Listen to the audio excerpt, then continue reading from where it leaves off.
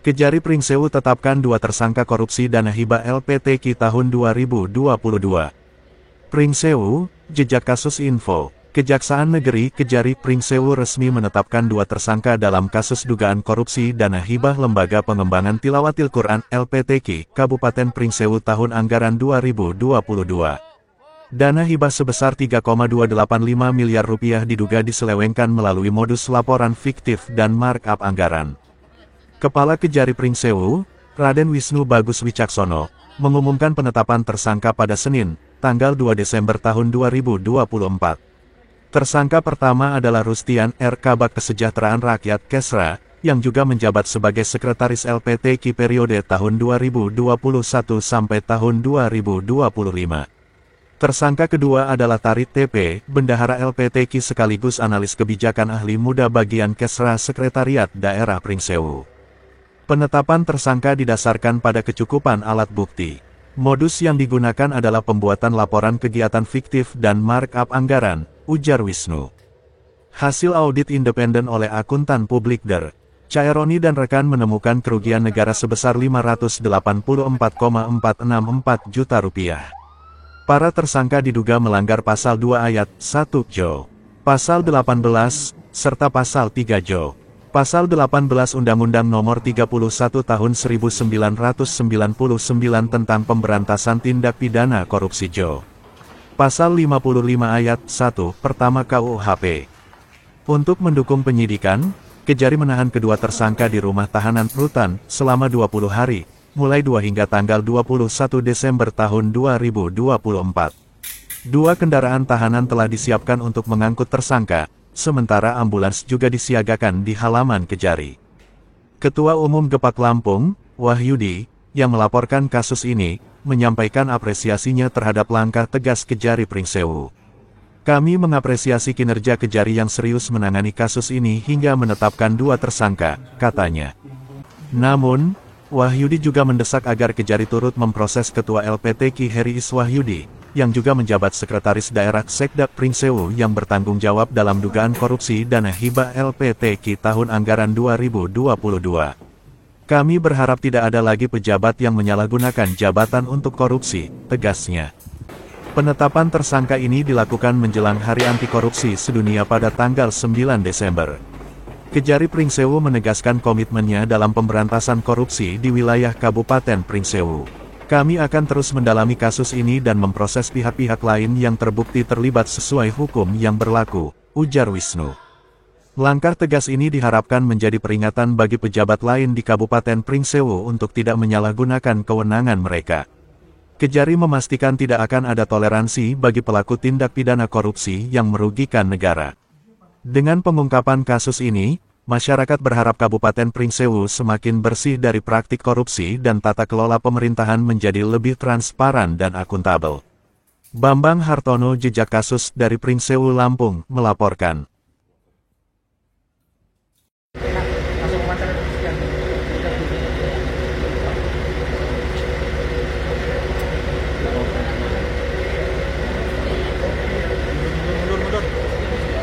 Rustian, ada Pak Rustian, tanggapannya Pak.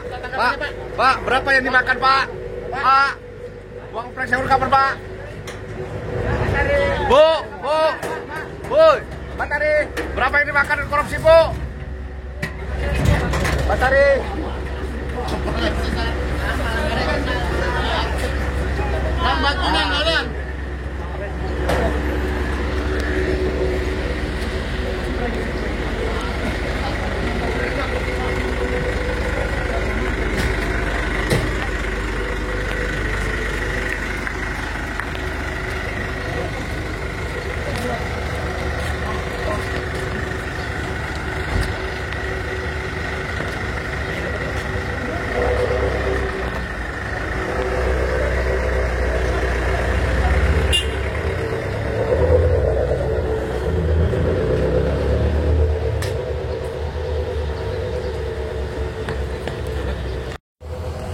Dua tersangka penetapan kasus LPTQ. Assalamualaikum wabarakatuh. Selamat sore Tabik pun. Jadi rekan-rekan wartawan, perlu kami sampaikan informasi bahwa pada hari ini tim penyidik telah menetapkan 2 orang tersangka dalam kasus dugaan tindak pidana korupsi penggunaan dana hibah oleh LPTK tahun anggaran 2022. Jadi yang ditetapkan yang pertama adalah tersangka atas nama TP, yang kedua adalah tersangka atas nama R.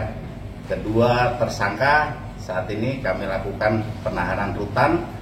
Yang pertama untuk TP kami lakukan penahanan di rutan Kota Agung. Untuk tersangka R kami lakukan penahanan di LP Bandar Lampung. Pak, ini statusnya kedua ini sebagai apa aja nih Pak jabatannya di LPTK itu sendiri Pak? Yang jelas berdasarkan data dan dokumen yang kami miliki bahwa tersangka R selaku Sekretaris LPTK masa bakti 2020-2025, sedangkan untuk tersangka TP adalah bendahara LPTK masa bakti 2020-2025. Untuk kerugiannya kenapa? Kerugiannya berdasarkan hasil perhitungan kerugian keuangan negara dari kantor akuntan publik sebesar 584 juta sekian. Pak, apakah ada tersangka lain selain T dan SS ini Pak? Saya minta rekan-rekan bersabar, beri ruang kepada penyidik, ya semuanya. Minta untuk mencermati semua dinamika, semua perkembangan, semua fakta hukum dalam kasus tersebut. Terkait isu yang beredar Pak. Apa ketua LPTK terlibat? Pak Kejari. Kenapa dua-duanya dipisah, Pak? Yang pertama ini merupakan bagian dari upaya kami agar tidak ada pihak-pihak yang saling mempengaruhi kualitas para saksi, karena keduanya tentu akan saling bersaksi sebagai saksi. Pak Kejari, apa ketua LPTK terlibat dalam dugaan korupsi ini? Tadi sudah saya jelaskan, ini pasal ya yang kami terapkan di sini adalah pasal 2 ayat 1, pasal 3 Undang-Undang Tipikor, kemudian pasal 55 ayat 1 ke 1. Ini berikan kesempatan kepada penyidik untuk mendalami. Modus mereka sendiri seperti apa sih Pak? Terus hasilnya itu untuk apa ya? Jadi perlu kami jelaskan berdasarkan hasil penyidikan yang dilakukan oleh rekan-rekan penyidik bahwa dalam pengelolaan dana hibah ditemukan ya satu indikasi markup terhadap harga, yang kedua adanya kegiatan fiktif seperti itu. Jadi sementara itu yang kami temukan. Saya minta rekan-rekan bersabar karena dia akan terus berkembang. Terus uangnya sendiri itu untuk apa, digunakan untuk apa oleh pelaku Pak? Sejauh ini itu digunakan untuk kepentingan pribadi. Total anggaran LPTK berapa? 3.285 juta rupiah. Itu untuk ketuanya sendiri dalam waktu dekat atau seperti apa nih Pak? Apakah berkaitan dengan ulang tahun anti korupsi sedunia Pak? Yang jelas ini merupakan bentuk ya keseriusan kami dalam penuntasan perkara. Jadi setiap perkara harus ada ujungnya. Saya minta rekan-rekan bersabar dan mendukung kinerja kami. Berarti salah satu kado hari anti korupsi sedunia ini. Ya itu bisa dipastikan. Pak, terkait isu yang beredar di luar bahwasanya kedua pelaku ini merupakan tumbal dari pelaku utama itu. Saya belum pernah dengar Mas. Saya belum pernah dengar. Ada aliran dana kemana-mana mungkin selama ini? Terkait cash flow nanti kita dalami lagi. Ini kan masih upaya paksa. Kami minta ini rekan-rekan penyidik ini bisa segera berakselerasi terhadap penyelesaian perkara tersebut. Keduanya hari ini diperiksa berapa jam?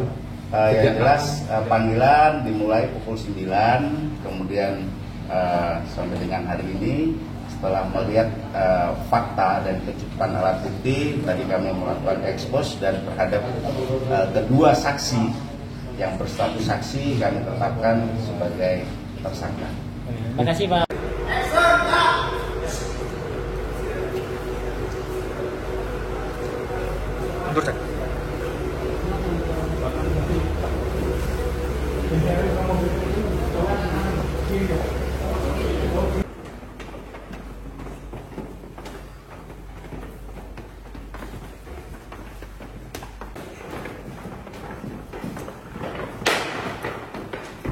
Statusnya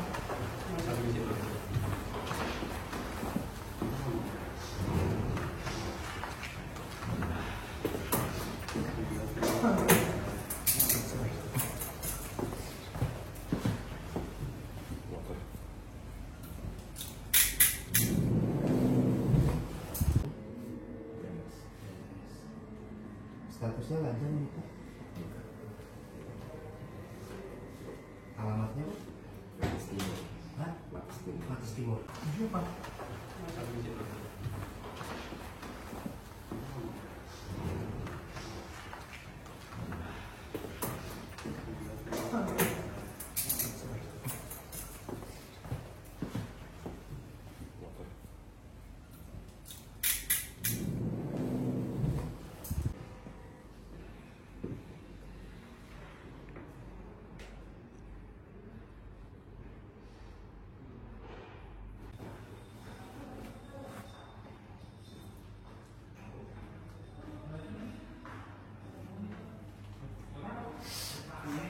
Satu yang